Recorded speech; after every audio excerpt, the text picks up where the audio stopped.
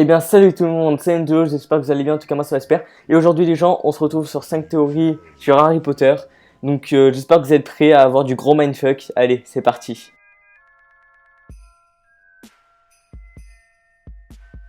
En effet, Harry et Hermione pourraient être frères et sœurs. Pourquoi ça? Parce que c'est comme ça. Allez, salut! Non, plus sérieusement, j'ai des arguments. Hermione est une fille de parents moldus. Pourtant, lors de sa première année à Poudlard, elle semble déjà tout connaître sur le monde des sorciers. Mais ses parents sont moldus, alors comment aurait-elle pu apprendre tout ce qu'elle sait? C'est là que la théorie rentre en jeu. Elle serait en fait la fille de James et Lily Potter. Comme nous l'a déjà dit Molly Weasley, les gens prennent des décisions à la hâte et étant donné qu'ils étaient en guerre, ils ont conçu Hermione puis Harry. Nous avons d'autres indices comme slogan qui appelle Harry Porry auteur. Auteur est le patronus d'Hermione comme auteur en anglais veut dire l'outre. Les gens parlant de Lily et James sont tous des personnages les ayant connus avant leur mort. Personne ne parle d'eux pour ceux qui ne les ont pas connus. En revanche, Hermione ne se gêne pas comme elle a connu James et Lily étant enfant. Durant le premier tome, Voldemort ne peut toucher Harry. Serait-ce grâce à ses parents ou plutôt parce que Hermione n'était pas loin? Mieux encore, elle l'a embrassé, ce qui est signe de protection. Durant le tome 4, Voldemort peut toucher Harry. Mais est-ce parce que Hermione n'était pas là pour le protéger? Pour finir, J.K. Rowling devait appeler Hermione Jean Puckle. HJP comme Harry James Potter. Il y a encore des indices, mais je vais m'arrêter là. Cette théorie est très connue par les fans de Harry Potter, d'où le fait qu'elle a un nom, le lien fraternel.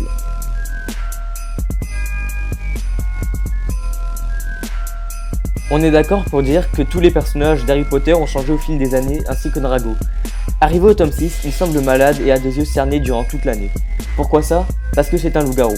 Laissez-moi vous dire comment il en est devenu un, puis j'attaquerai les arguments. Pour commencer, parlons de Greyback. C'est un mangement qui punit les hommes ayant déçu le Seigneur des Ténèbres en mordant leurs enfants. En faisant ceci, ils deviennent loups-garous. Est-ce que Lucius Malfoy a-t-il déçu Voldemort? Eh bien oui, à 2 reprises. La première avec le journal de Gédusor,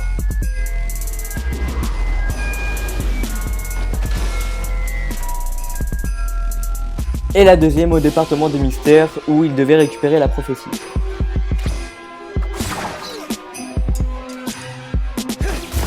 Lucius aurait déçu Voldemort, donc Greyback aurait mordu son fils. Drago est décrit comme Rémus après la bataille du département des mystères. Autre point important, durant la scène de la tour d'astronomie, il est dit que Drago ne voulait pas regarder Greyback, comme s'il avait peur de lui. A noter aussi qu'au début du tome 6, Rogue fait un serment inviolable avec Narcissa où il jure de protéger Drago.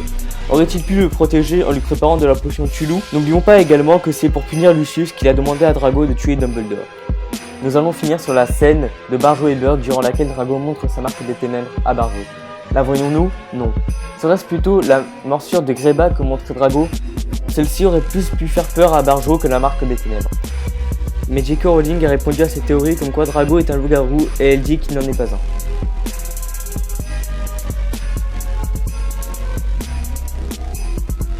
Bon, là on va s'attaquer à du lourd, donc préparez-vous pour un gros mindfuck. Dans cette théorie, on explique que Ron serait Dumbledore plus jeune. Il y aurait eu une première bataille entre Harry et Voldemort, mais le Seigneur des Ténèbres a gagné. Le seul survivant de cette bataille est Ron. Il se serait servi du retourneur de temps d'Hermione et serait retourné dans le passé pour aider Harry. Seulement, elle s'est trompée et est allée trop loin dans l'histoire. Certains disent qu'il est Gandalf dans le Seigneur des Anneaux, mais je ne veux pas en parler car je trouve ça complètement ridicule de mélanger deux histoires différentes. Maintenant, les arguments. Il est dit que Dumbledore était roux étant plus jeune. Dumbledore a une cicatrice représentant le plan du métro de Londres sur sa jambe gauche. Ron s'est fait attaquer par Sirius à la jambe gauche pendant le tome 3. Ils aiment tous les deux les bonbons de Bertie Crochu, et Dumbledore nous a dit qu'il aimait en manger dans son enfance. Seulement, ils sont arrivés en 1935, mais il est né en 1880. Il n'était pas si jeune que ça. Si on place Dumbledore devant le miroir du Reset, le miroir permettant de montrer ton rêve le plus heureux, il y verrait des chaussettes, comme les fameuses chaussettes que Molly Weasley offre à ses enfants chaque Noël. Pour finir, dans le tome 5, il explique « Or, s'il se rendait compte que nos relations existaient, ou avaient toujours été, plus proches que celles qui existent traditionnellement entre un directeur et un élève, le ou avait été toujours été, parlait peut-être de son amitié avec Harry. Si Voldemort se serait rendu compte de ça, il aurait pris pour cible Ron. Sans Ron, pas de Dumbledore. Sans Dumbledore, la guerre est perdue. »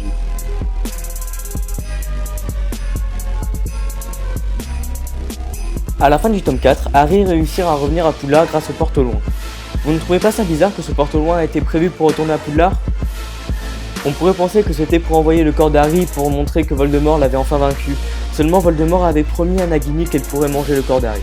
Cette théorie nous dit que Voldemort l'avait prévu pour lui. En effet, personne ne sait qui vient de renaître. Harry, étant le champion du tournoi, serait alors mis en contact avec le ministre Dumbledore. Il aurait pris ses traits grâce à du polynectar et aurait attendu le moment venu pour tuer Dumbledore. Ainsi, il aurait pu faire croire à tout le monde que le garçon qui a survécu est en fait un mage noir. De plus, il aurait ainsi pu récupérer un objet appartenant à Godric Gryffondor, le seul fondateur dont il n'a pas trouvé de relique à transformer en Horcrux.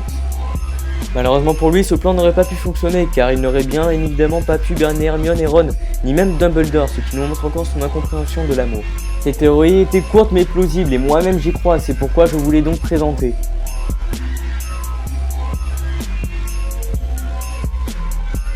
Vous connaissez tous le conte des trois frères où la mort offrit à l'aîné la baguette de Suro, le cadet la pierre de résurrection et au benjamin la cape d'invisibilité.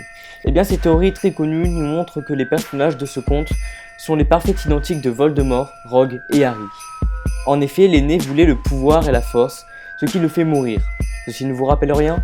Eh oui, nous parlons de Voldemort. Le cadet voulait faire revivre une femme qu'il aimait, mais par amour pour elle, il se tua. Comme Severus Rogue, il ne cessa de penser à une femme malgré le temps passé.